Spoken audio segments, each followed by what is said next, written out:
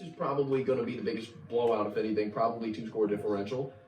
But I could still easily see the Bears hanging in there and somehow, even though I think they're not good at all. And I can't find anything about this Bears team that I like one bit.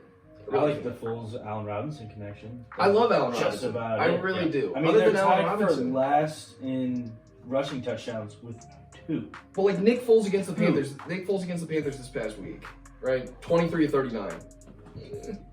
198 yards. Touchdown, interception. To keep up with the Rams and David Montgomery, 19 carries, 60 yards, 4 catches, 39 yards. See, and that's where Tariq Cohen comes in. Mm-hmm. This 4 catches, 39 yards. I would love to see Tariq Cohen have some of those receptions. Yeah. That helps that Tariq offense Cohen's so in there. much. That's 4 catches, 75 yards, maybe a touchdown. And we talked. Much more chance for an explosion. Oh, yeah, absolutely. And we were pretty big on Tariq Cohen like 2 years ago. Drafted him in fantasy, all 3 of us. Mm-hmm. They just didn't use him for the first 6, 7, 8 games of the season. Then all of a sudden, everyone started realizing how much big play potential he had. And for an offense like this, where with Mitch Trubisky, I felt like there just was never big play potential. With Foles, kinda, but having a guy like Tariq Cohen, if you're able to at all spread the defense around just a little bit, that's a guy where you could still dump the ball underneath, screenplay, anything like that, and that's actually, that's where you could derive a lot of your big plays from. Does the differential in the Rams defensive line and the Bears offensive line, does that worry you at all? Yeah. I mean, yeah. As bad as David Montgomery has been this year, which I'm not going to say he's been terrible, but very underwhelming.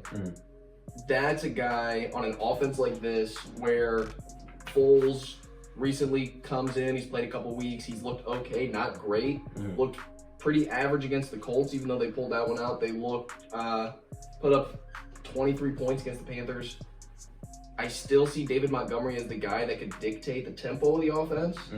And I could see where if they can establish a run game, that takes a heck of a lot of pressure off Nick Foles, give him a chance to take some shots downfield. And against the Rams, I think you're going to need a couple of big plays. Yeah, you're going to definitely. need to take those deep shots. But I see Definitely Aaron some good Donald plays. being able to stuff that run and not really giving them the chance to make those plays happen. Super low scoring. Oh, yeah. Getting the Bears score over under 20 points.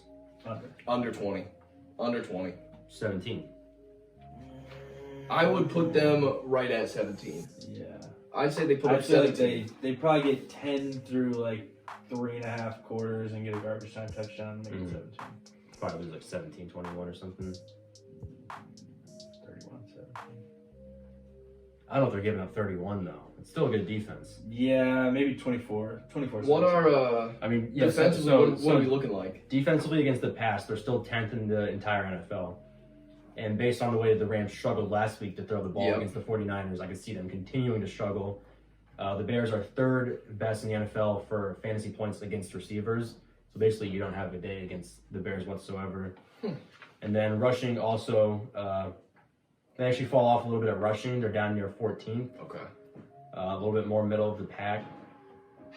But yeah, I could definitely see them stifling part of that Rams offense to hold them below 24 points. Colin, offensively, what have the Rams been looking like here so far this season? Middle of the pack, honestly. As far as stats go, it's been pretty average. They've looked really good. I mean, last week they looked pretty good. They looked all right against the 49ers defense.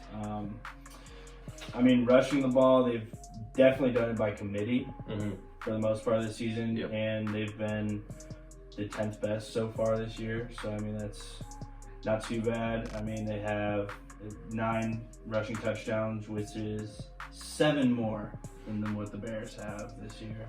So, I don't know. I think the Rams offense is going to absolutely hit its stride in this game and really start to overpower the Bears game.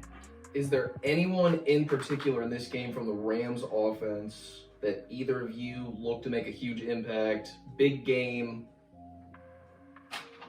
I think you're going to have to find their tight ends. They're going to have to find Gerald Everett and Tyler Higbee, same way the Colts were able to with Mo Alley and Burton. That's going to be really important for them because the Bears do still have such a good pass rush that the long pass is tough to get to, and good safeties with Eddie Jackson and good corners with Kyle Fuller. you're really gonna have to be able to find the seams with your tight ends there. So I do look for that 2 tight end set. See a lot of 21 personnel out there. I think that could be really big for them, which could also then help them run the ball, open up some play action.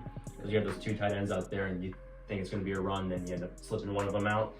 So yeah, I think that not one particular player, but one position would be a tight end position for them to really be able to find some openings. Well, and you mentioned that might help the run game a little bit. Yep. Darrell Henderson against the 49ers this past weekend, 14 carries, 88 yards. Yep. There's definitely a lot of potential there to be able to set the tempo, set a good pace, keep time of possession in their favor. Yep. I think the only way that the Rams might let this game slip out of their hands is turnovers. Keep your turnovers to a minimum, I'll say. I mean, anything over 1 turnover. If you lose the turnover battle in this game, the Bears aren't great, but they've shown they're 5-1. They're at least good enough to hang in there. Yep. So I think if you give them more chances than what they should ultimately have, that's really the only way I see the Rams somehow blowing this game, where I do think they win by 2 scores. I think the Bears' best chance in this game would have been to be at home and kind of have a cold bear weather type of game. Be able to help stifle that Rams offense. I think being in LA, that's really going to play into the Rams' favor as compared to the Bears. Somebody in this Bears receiving corps is going to have to step up. Yes. Because we already know Jalen Ramsey is going to be locked down one-on-one with Allen Robinson, who's been their guy in the pass game. Yeah. Somebody else is going to have to step up and make a play. I would be looking for Anthony Miller in that position out of the slot. We'll see, The Rams do not have great safeties. I do like Taylor Rapp, but not exactly scared of him in any sense of the word. Right. So I would look for Anthony Miller to have the game if there's going to be a receiver that steps up for them. And we've seen in spades them use their tight ends a little bit. Jimmy Graham has had a couple of very big games, and even though he's not what he was in New Orleans 5-6 years ago, you're looking at a guy who's a great red zone target. He's still the same size. And Kmet this past weekend had a nice touchdown catch. Maybe they can find a way to get those 2 guys involved, and maybe that could potentially get their way. Same thing as the Rams, getting that run game going a little bit. I think that you could see a lot of 2 tight end sets in this game in general. Definitely. I definitely think this game's going to be a low scoring type of battle. It has to be for the Bears to be able to win. Maybe a 24-14. In that range, yeah. All right, so we'll take a look at the Bears-Rams over-under set at 46.5. Let's do that. Thoughts on that? What are we thinking? It's set at a low scoring game, and I agree with them that it will probably be low scoring. I'm almost still tempted to take the over because the game is on that turf in LA. It's going to be good weather. And if the Rams are able to score how we think they might be able to, then the Bears are going to be forced to score with them in order to keep it competitive. So if the Rams are able to get to 24, Bears get to 20, I guess that still leaves you at the under. That's a tough one. I do still see a world, though, where the Rams offense really finds its groove after this 16-point week against the 49ers. I do see the possibility that they put up 30 points. And so that then leaves the question, could the Bears put up 17? Yeah. I would think so. I think I'll ride with the under. I do expect like a 24-14 type of game, but I do see there's a slim chance that if we can get a glimpse of the Rams offense at its best, they alone could put up 30, 35 points. Yeah, absolutely. I'm gonna take Rams minus 5.5, and I'm gonna go over. Life's too short to put the under. It really is.